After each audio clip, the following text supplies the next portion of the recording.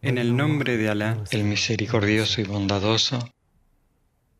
Hola, queridos hermanos y hermanas. ¿Qué es Al-Atra? ¿Quién es realmente el Imam Mahdi? Según la terminología musulmana, los conceptos musulmanes, quiero responder a estas preguntas. Hay una opinión errónea entre algunos musulmanes hoy en día de que Al-Atra es una secta pagana, ya que en el propio nombre Al-Atra hay dos conceptos: Alat, que es en su entendimiento, subrayo, en el entendimiento de la gente que no conoce el Islam, en su entendimiento Alat es el ídolo de una deidad pagana, y Ra es el dios egipcio del sol. Así que permítanme comenzar punto por punto. En cuanto a la secta Al-Atra, no puede ser una secta porque Al-Atra es la esencia de cualquier enseñanza traída por los profetas, la paz sea con ellos. Sea cual sea la religión que tomemos, tiene Al-Atra el amor de Dios en su núcleo. Esto es precisamente Al-Atra. Y es curioso cuando, estando ellos mismos en una secta, perdón por ser directo, pero voy a decir las cosas como son, siendo ellos mismos sectarios, zombificados, algunos de mis hermanos se permiten calificar a Al-Atra de secta. ¿Por qué lo digo? Lo explicaré. Uno de los principales criterios que definen a una secta es que sus adeptos solo se consideran a sí mismos como salvados, justos. Consideran que todos los demás están perdidos. Ahora, tomemos aquellas personas que, salvo su corriente, su mazhab, su confesión, ni siquiera hablo de su religión, hablo solo de las corrientes en sí, en este caso del Islam. Por lo que estas personas, salvo sus corrientes, no reconocen ninguna otra corriente y desde luego ninguna otra religión. Consideran que solo ellos se salvan y van por el camino correcto. Y ese es uno de los signos de una secta. Los que dicen que solo nosotros nos salvamos y todos los demás están muertos, están en la posición más peligrosa. Profeta Muhammad, la paz sea con él. No solo no consideran a los demás, perdón por la franqueza, como personas, no estudian. Así que tienen un número de científicos propios, estos alema, que son reconocidos. De nuevo, ¿por quién son reconocidos? ¿De dónde vienen? ¿Quién los ha reconocido como autoridad? Esa es otra cuestión, pero en realidad no estudian nada más que las obras de estos eruditos, es decir, infringiendo todas las reglas, todos los consejos que dio el profeta Muhammad, la paz sea con él. ¿Cuántos hadices tiene donde recomienda a un musulmán que adquiera conocimientos, que estudie conocimientos? Instó a cada musulmán y a cada musulmana a que adquiriera conocimientos a lo largo de su vida. Y adquirir conocimientos es desarrollarse de forma diversa, estudiar diferentes fuentes, ser una persona versátil, culta y completa, y no una cerrada, digamos, llamémoslo por su nombre, estar en alguna secta y considerar los demás descarriados. Este es un tema muy profundo. Es muy posible que en uno de los episodios hablemos también de esto. Volvamos a Al-Atra. Así que, seguimos. El siguiente punto de su, digamos, acusación es que Alá es el ídolo pagano contra el que luchó el profeta Muhammad, la paz sea con él. Este es también un tema muy amplio e importante y lo trataremos en el próximo número. Aquí, en pocas palabras, me gustaría señalar que el profeta Muhammad, la paz sea con él, indicó la importancia de Alá en el Corán. Sería más exacto decir que Alá Todopoderoso, a través de su mensajero, ha designado en el Corán toda la importancia de Alá, las hermanas Alá. En la Sura An-Nahl se dice que ¿no has visto al Lat, al-Uzá y al-Manat, la tercera, la otra? En verdad son ángeles de honor, en cuya intercesión se debe o se puede confiar.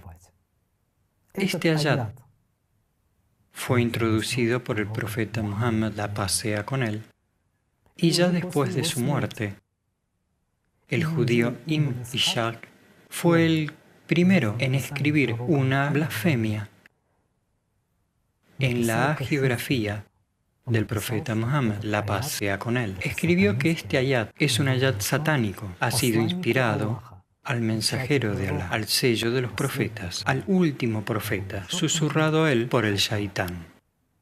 Y todos los demás biógrafos del profeta Muhammad, la paz sea con él, todos los que escribieron su biografía, comenzaron a difundir esta información más allá. Tengo una pregunta.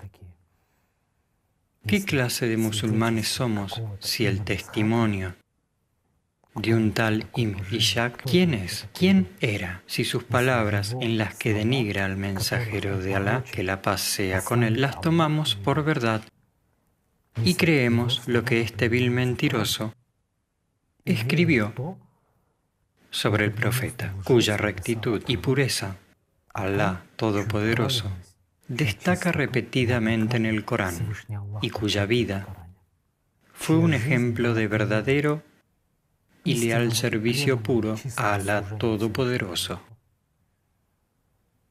Y un tal Ibn Ishaq escribió esto, y todos los demás lo tomaron como cierto, sin siquiera intentar averiguar y entender de dónde viene todo.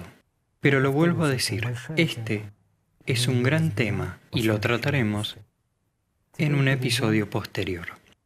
Ahora, pasemos al hecho de que el dios del sol egipcio es Ra. Hace poco me escribió un hermano. En realidad, así es como me enteré de esta información, que resulta que hay quien lo ve así. Me escribió: del programa escolar recuerdo que había un dios egipcio Ra, y ahora ustedes nos dicen que este conocimiento trajo el imán Mahdi. No respondí a esta, digamos, afirmación, y me pareció mucho más razonable responder de esta manera, es decir, en el programa. De hecho, por supuesto que me alegro de que mi hermano aún recuerde el programa escolar, pero me gustaría decir que el programa escolar no es un reflejo de la verdadera historia, ni mucho menos. No digo que toda la historia, está claro, pero incluso la parte que se estudia no es un reflejo de lo que realmente ocurrió. Por cierto, hay una película maravillosa en Al-Atra TV, una película muy interesante llamada Atlántida. Lo recomiendo a todas aquellas personas que quieran entender lo que pasa en el mundo, de dónde viene todo esto, digamos, conocer sobre la historia verdadera, etc. Realmente les ayudará y les revelará mucho. Así que, de hecho, el epíteto Ra, la noción Ra, es más antigua, y subrayo que esta palabra es un concepto propio de todos los pueblos. Es uno de los epítetos de Dios, y ya que mi hermano es tan aficionado a la historia, me permitiré recomendarle lo siguiente. Ya que se nombra musulmán, porque así me lo escribió, ¿cómo puede hablarnos a los musulmanes de algún dios egipcio del sol? Pues bien, hermano mío, si te llamas musulmán, un musulmán debe conocer el Corán. Y en el Corán, en 29 suras de las 114, existen los llamados muqatta. En una de las emisiones anteriores contamos qué son en realidad, qué eran y para qué servían. Entonces, los muqatta son esas, digamos, palabras al principio de algunos capítulos, de algunas suras. No lo vamos a repetir aquí. Quien esté interesado, que vea este episodio. Así que hay 29 muqatta y 6 de ellos tienen la palabra Ra en ellos. Entonces, ¿qué resulta?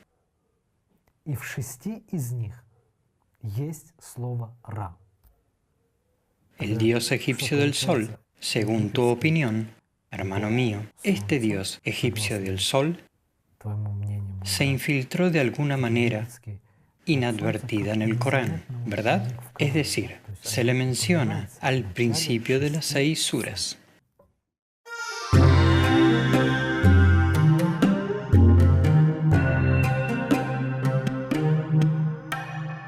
La siguiente pregunta, que también me hizo hace poco un hermano, es la siguiente. ¿A quién me refiero en las transmisiones cuando digo Imam Mahdi? Bueno, para ser honesto, era bastante obvio y claro para mí, así que decimos este epíteto Imam Mahdi, mostramos los fragmentos de las transmisiones con su participación y todo fue claro y comprensible para mí, pero resultó que no es así. Resulta que algunas cosas hay que explicarlas directamente para que todo quede claro y entendible. Y le agradezco a mi hermano que haya hecho esta pregunta, porque demuestra que es muy posible que además de él, otra persona se haga esta pregunta. Así que, para poner los puntos sobre las íes en esta cuestión, quiero decir que cuando hablo del Imam Mahdi en los programas, me refiero al estimado Igor Mikhailovich Danilov, es decir, aquel cuya venida se espera en el Islam, bajo el epíteto de Imam Mahdi, en el cristianismo bajo el epíteto de Paráclito, en el budismo como Maitreya, en el judaísmo como Mashiach. Él ya está presente en el mundo de hoy y su nombre mundano es Igor Mikhailovich Danilov. Y una vez contestada esta pregunta, quiero pasar a la siguiente, porque están interrelacionadas. La siguiente pregunta, también escrita recientemente por un hermano, en la que expresaba allí su descontento, por decirlo suavemente, con la interpretación del hadís sobre la venida del Imam Mahdi, que se dio y que también se puede ver en Al-Atra TV. Así, este hermano expresaba su desacuerdo en que, ¿cómo podemos decir que el Imam Mahdi vendrá del paraíso, mientras que incluso los profetas no vinieron del paraíso? Todo esto se profundiza en el tema de quién es realmente el Imam Mahdi. Ahora bien, respondiendo a esta pregunta, quiero en primer lugar señalar que la declaración de nuestro hermano, donde dice incluso los profetas no vinieron del paraíso, ya es errónea, ya no es cierto. Por ejemplo, el profeta Isa, alayhi salam, si estudiamos cuidadosamente todo lo que se dice de él en el Corán, vemos que fue enviado desde el paraíso.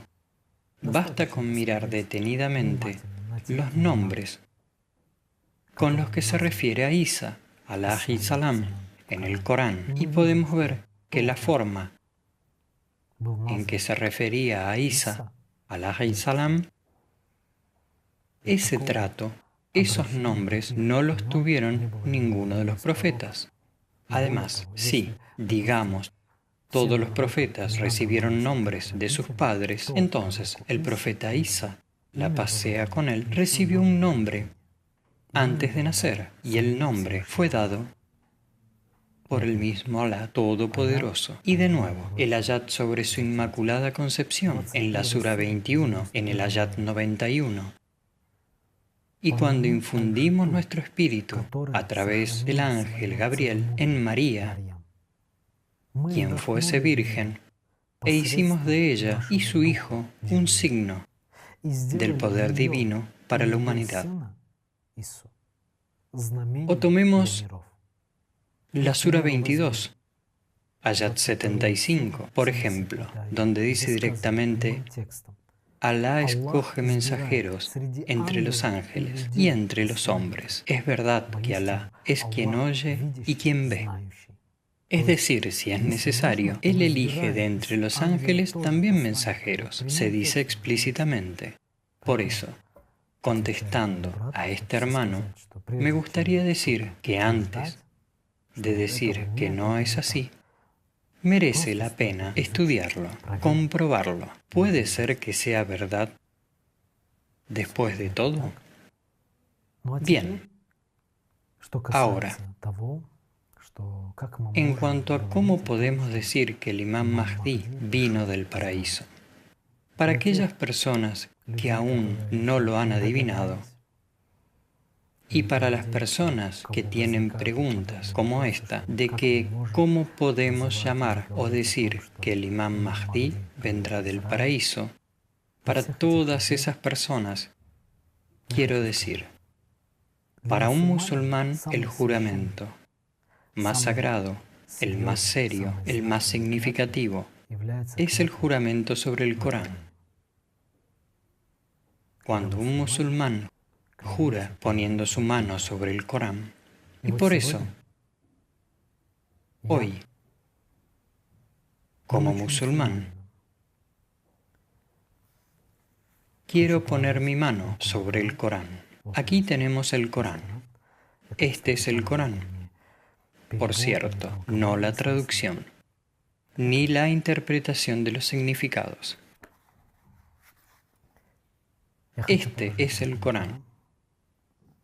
Quiero poner mi mano sobre el Corán y jurar. Testificar. Juro por Alá. Juro por el nombre sagrado de Alá que Igor Mikhailovich Danilov es el Imam Mahdi. Y el Imam Mahdi es un epíteto. Uno de los epítetos del ángel Jibril. Y hoy, en el mundo, en el cuerpo humano de Igor Mikhailovich Danilov, está presente el mismo ángel Jibril.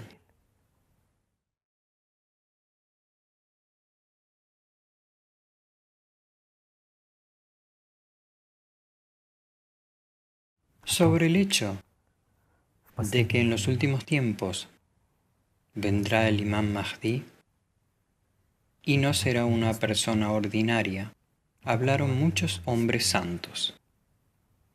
Hoy citaré los testimonios de algunos de ellos. Pero antes de hablar de ellos, me gustaría aclarar un poco. De nuevo, para compartir mi entendimiento de que los profetas, la paz sea con ellos, fueron como maestros para la humanidad. Cada uno de ellos llegó en un momento determinado y trajo el conocimiento. Y el Imam Mahdi, digamos, es el que dio este conocimiento, o mejor dicho, a través de quien Alá Todopoderoso dio este conocimiento a los profetas. Y Él ha venido hoy como juez para dar un veredicto sobre cómo la humanidad ha adoptado estas lecciones que los maestros profetas trajeron. Se explica de forma figurada para que se entienda. Bueno, de nuevo, como yo lo entiendo. Una de las funciones del Imam Mahdi, además de renovar el conocimiento y ayudar a la humanidad, también es la de juez. Y sobre esto también habló nuestro profeta, la paz sea con él. En uno de los hadices, él dijo, recuperaría los pergaminos divinos de las cuevas, es decir, recordará todo lo antiguo, todo lo olvidado, la verdad que ha sido borrada, y juzgará. Entre los creyentes de la Torá, lo hará según la Torá, entre los creyentes del Evangelio, según el Evangelio, y entre los creyentes del Corán, según el Corán. Es decir, ha sido designado. También se ha indicado en los escritos de Muhammad Baqir. Muchos musulmanes no serán conscientes de su llegada. Durante mucho tiempo, este Espíritu Santo llevará dos vestimentas, una interior y otra exterior. Tiene una actitud fraternal con todos, como si conociera bien a cada uno. La gente encontrará que Él es la encarnación de la bondad celestial. Otorgará espiritualidad a la gente por las mañanas y por las tardes. ¿Cómo podía saber este hombre del siglo XVII que este será el Espíritu Santo, que tendrá dos vestiduras, la exterior, y es decir, el cuerpo, y la interior, es decir, aquel que está dentro de ese cuerpo? Los que recuerdan de qué comienza el libro Alatra saben muy bien de qué trata y con qué palabras comienza. Siguiente. Quienes conozcan personalmente a Igor Mikhailovich o vean sus programas, confirmarán que tiene una actitud realmente fraternal con todo el mundo, como si realmente conociera a cada persona. Por mi propia experiencia de relación con él,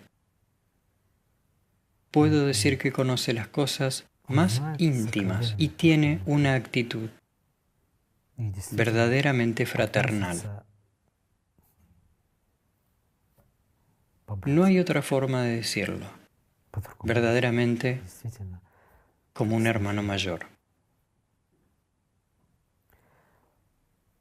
En cuanto a la bienaventuranza, o que otorgará espiritualidad a la gente por las mañanas y las tardes, ¿cómo pudo saber este hombre del siglo XVII que habría una práctica espiritual universal cada mañana a las 7 en punto GMT y cada tarde a las 7 en punto GMT? Y así todos los días otorgará espiritualidad a la gente por las mañanas y por las tardes. Aquellos que conocen esta práctica espiritual, la práctica espiritual Alat, que se lleva a cabo diariamente, saben de qué se trata. Aquellos que sienten qué está sucediendo en este momento. Tomemos otro escrito de este hombre. La luz divina será irradiada por él. No traerá una nueva religión a la gente. Todo el conocimiento espiritual y la esencia de todas las religiones florecerán en su corazón como un nuevo jardín. Será amigo y consejero. Él mostrará a la gente el camino recto. Oh musulmanes, sabed que aquel cuyo nacimiento está oculto para vosotros es vuestro maestro. Él es Mahdi. ¿Qué hay que añadir aquí?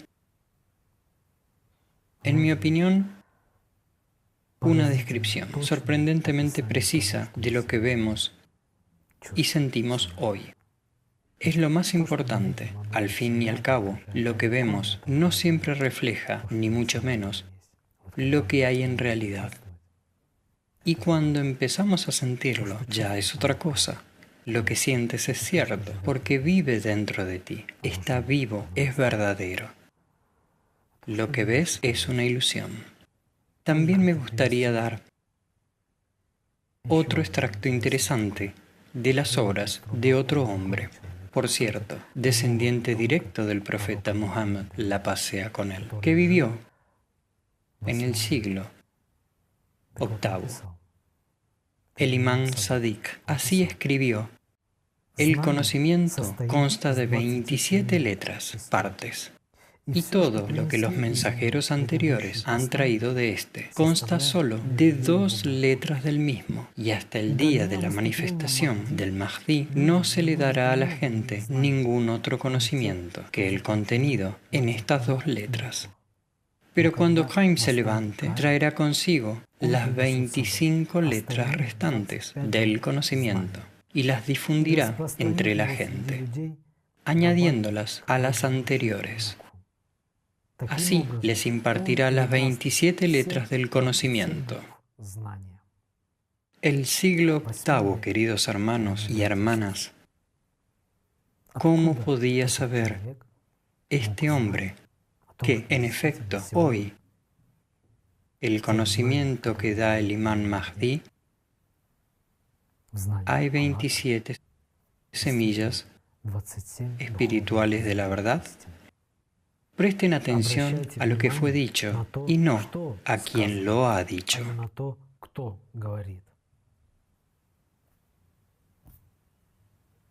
En cuanto a que un ángel no puede estar en un cuerpo humano y demás, pues sí, de repente lo admito, que algunos de mis hermanos es muy posible que me equivoque y ojalá que sea así. Pero de repente, si alguno de los hermanos tiene tales argumentos en la cabeza que dicen un ángel no puede estar en un cuerpo humano, esto es una fantasía. ¿Y qué están inventando aquí? Así que, para estas personas que se consideran musulmanas, quiero recordar los ayat del Corán. Por ejemplo, la Sura 6, los ayat 8 y 9. Ellos dicen, ¿por qué no hizo descender un ángel junto a él? Pero, si hubiese enviado un ángel, el asunto habría quedado decidido y no se les habría dado ningún plazo de espera para creer. Y si hubiera enviado a un ángel en lugar de un hombre, le habría dado apariencia humana y estarían en una confusión similar a la que tienen contigo.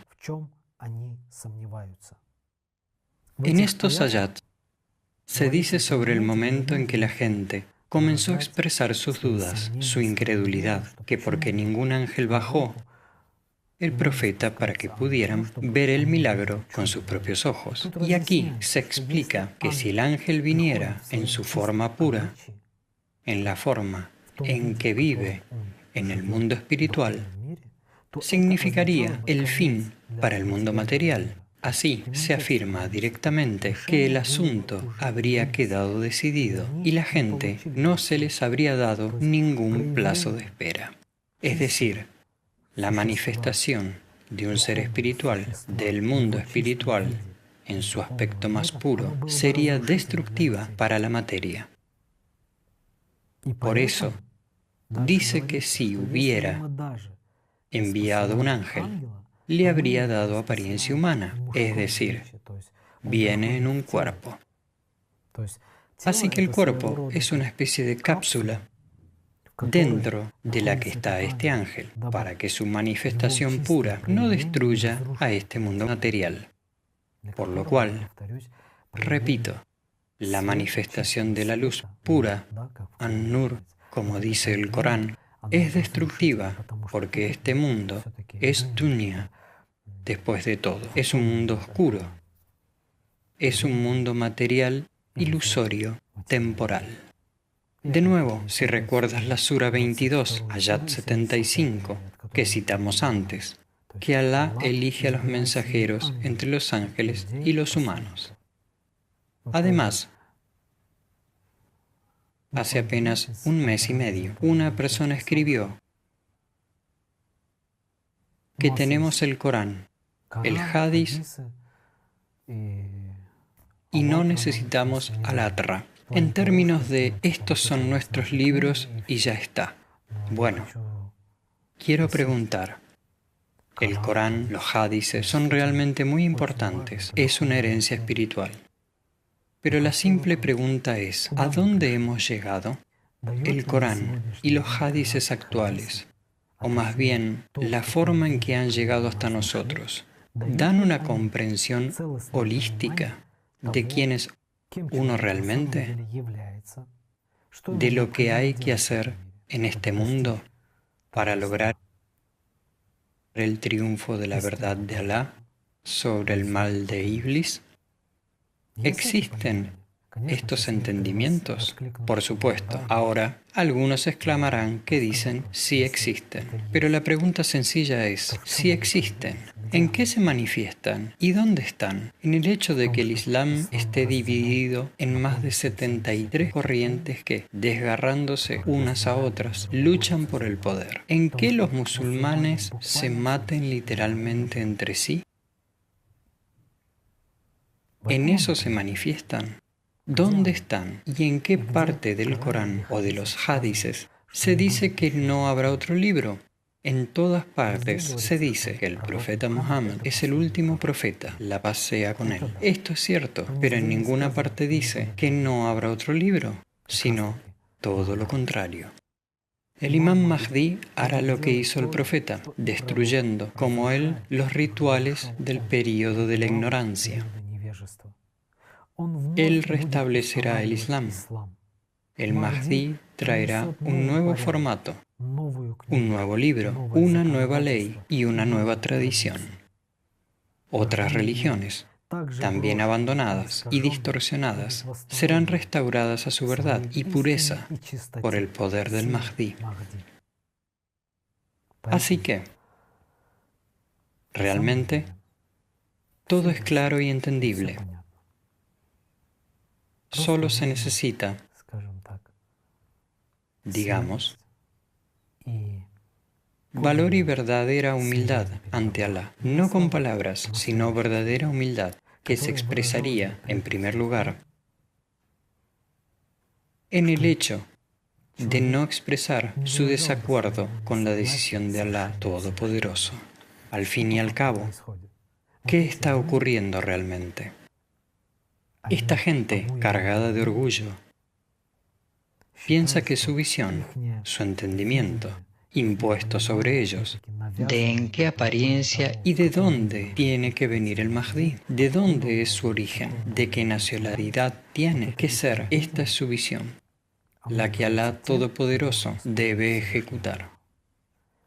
Pero esta gente olvida que Alá Todopoderoso no le debe nada a nadie. Exactamente, la humildad, la verdadera humildad, está en aceptar la voluntad de Alá tal como es. Pues Alá no hará lo que Iblis, en la mente de algunos, quiere que haga. Él hace lo que le parece, pues es el único gobernante y Señor de todos los mundos, de todo lo que existe. Y así, Él hace lo que quiere. Y los verdaderos musulmanes no protestan, sino que aceptan su voluntad y dan gracias por esta misericordia. Si también recordamos, solo para que se entienda, para ampliar esta comprensión, las palabras de otro mensajero de Alá, que la paz sea con él, Isa, que dijo en el capítulo 14, versículos 15-18, le pediré al Padre, y Él os dará otro paráclito, para que esté con vosotros para siempre. Así que también estaba hablando del Espíritu Santo. El profeta Muhammad también habló del Espíritu Santo, y por eso le dio este epíteto, guiado por la verdad, guía a la verdad, fi sabilillah. Y ese hadith, cuya interpretación correcta hemos dado un poco antes, es exactamente lo que dice. Bismillahirrahmanirrahim. Es la interpretación correcta del hadith sobre la venida del imam Mahdi. لو لم يبقى من الدنيا إلى يوم لطول الله ذلك اليوم حتى يبعث في رجلا من أهل بيته يواتو اسمه اسمي واسم أبي اسم أبي يملأ الأرض قسطا وعدلا كما مليت ظلما وجورا. La mayoría de los teólogos interpretan ahora este texto de la siguiente manera. Si no quedase en este mundo más que un día, Dios lo alargaría hasta que un hombre de mis descendientes, cuyo nombre es igual al mío, se levante. ¿Quién llenará la tierra de justicia? Tal como antes estaba llena de injusticia y opresión. Ahora la traducción correcta, tomando la expresión. Esta expresión Берем выражение «ражулан мин ахли бейти». se ha traducido como un hombre de mi descendencia, aunque en realidad esta expresión significa uno de los que viven en mi casa, es decir, un hombre de mi casa. ¿En qué casa vive el profeta? ¿A qué casa pertenece? Eso es, el hogar del profeta es el paraíso, vive en el paraíso, es decir, en el mundo espiritual, en la casa de Allah Todopoderoso. Es decir, el profeta Muhammad quiso decir que el Mahdi vendrá del paraíso. Далее. Строку «Юватуа исмигу исми, ва исму абиги исму аби». Además, la línea se traduce como su nombre será como el mío y el nombre de su padre será como el de mi padre. La línea comienza con la palabra yubatua. Uno de sus significados es el de ser bajo, ser simple. Teniendo en cuenta todo esto, obtenemos la siguiente traducción. Su nombre es tan sencillo como el mío y el nombre de su padre es tan sencillo como el de mi padre. Simple, en este caso, se refiere a un nombre humano ordinario. En la base a todo esto, la interpretación correcta de este hadiz es la siguiente. Si solo quedara un día para la existencia de este mundo, Alá prolongaría ese día para enviar a un hombre, uno de los que viven en mi casa, cuyo nombre es tan sencillo como mi nombre, y cuyo nombre de padre es tan sencillo como el nombre de mi padre. Llenará la tierra de justicia e imparcialidad, ya que antes de él estaba llena de injusticia y tiranía. Por lo tanto, queridos hermanos y hermanas, en lo sucesivo, no hay que perder el tiempo en interpretaciones confusas y en la búsqueda de aquel que se dirige a la humanidad desde hace mucho tiempo.